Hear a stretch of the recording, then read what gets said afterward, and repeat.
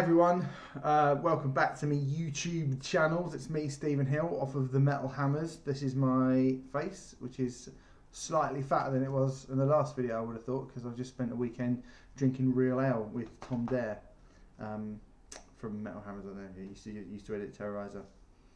It's good. I've been at Tech Fest. That's why I haven't done a video for a little while. I expect people were going, oh, put up loads of videos in the first week. And then he got bored of it because no one was watching them. Well, I've showed you, haven't I? I'm going to persevere regardless. Today, I'm not going to do an album review. I was thinking about what I could do. I want to do another album that I think you should hear, that some people may or may not consider to be a classic record. And I'm going to see Korn doing their self-titled debut album in its entirety in like 2 days' time. So I'm quite excited about that. I actually saw them do it already at Hellfest. Now, I'm reviewing it for Metal Hammer, and I've reviewed the Hellfest show for Metal Hammer, so buy Metal Hammer if you want to know what I think about that. I'm going to keep stum. But what I can talk about is their support band, who I also saw at Hellfest. They're called Snot, and they're back. They're from the 90s, Celtic Breeze, and they're brilliant, like really, really brilliant. They were a band who came out of the kind of that Californian new metal scene, along with everybody from Korn, Deftones, Limp Bizkit, System of a Down, Head PE, Cold Chamber, all those bands. They were part of that movement very, very early on, what I like to think of as the first wave of new metal. And the album that I want to talk about is their debut and only album, Get Some, which I really, really think you should buy. I like to hold up it's at my mum's house, actually. And it's funny that I mentioned my mum, because to be honest, my mum, no one has come up with a more succinct description of Snot and what Snot do than my mum. My mum called them a heavy metal Red Hot Chili Peppers.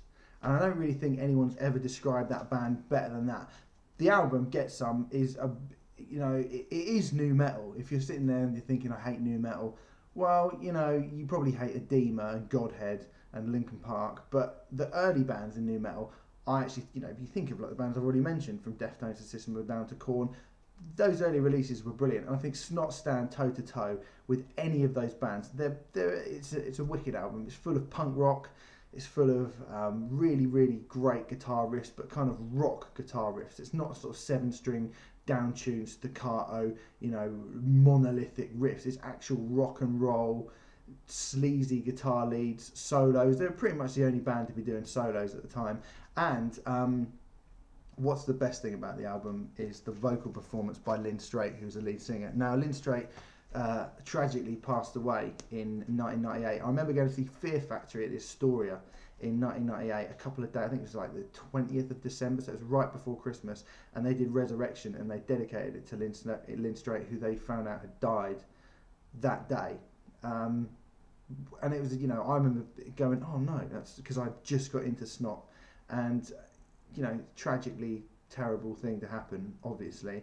But he was a star. Like, he was a real enigmatic presence. And that album is characterised by the kind of vocal delivery that somebody like Fred Durst just couldn't pull off. There's raps in there, there's screams and shouts. He's got a really great kind of barked, raw punk rock voice. He's also a really good rapper, and he can sing as well. I mean, he can actually, they can actually carry a tune, unlike most new metal frontmen.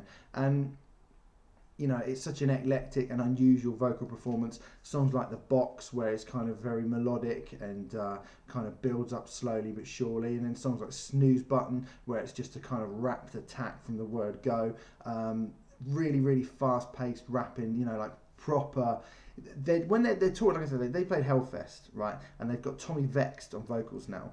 And Tommy Vexed used to be in Divine Heresy with Dino Cazares after Fear Factory split for a while. And everyone used to say, oh, this guy's a really great frontman and a really good singer. And he is. But watching him do those songs just goes to prove how great Lynn Straight actually was. Because you can also get a live album of Snot, and you hear Lynn Straight doing those songs perfectly, and you watch videos of him on YouTube, and he hits all the notes all the time. His phrasing is great, and he jumps around like a maniac and goes crazy. He just felt like a superstar in waiting. And Tommy Vex is good, but he struggles with, especially some of the faster rap parts on that album. He really, really struggles in it. So it just goes to show, I think, what a superstar Lynn Strait would have been. I'm convinced, to be perfectly honest, that were he not to have died, we may never have heard the name Fred Durst ever. And that's up to you to decide whether that's a good thing or not. I still like Limp Bizkit, I don't care. But it's not far better. If you don't have the album, go and check it out. If you're going to see Korn, make sure you get there early.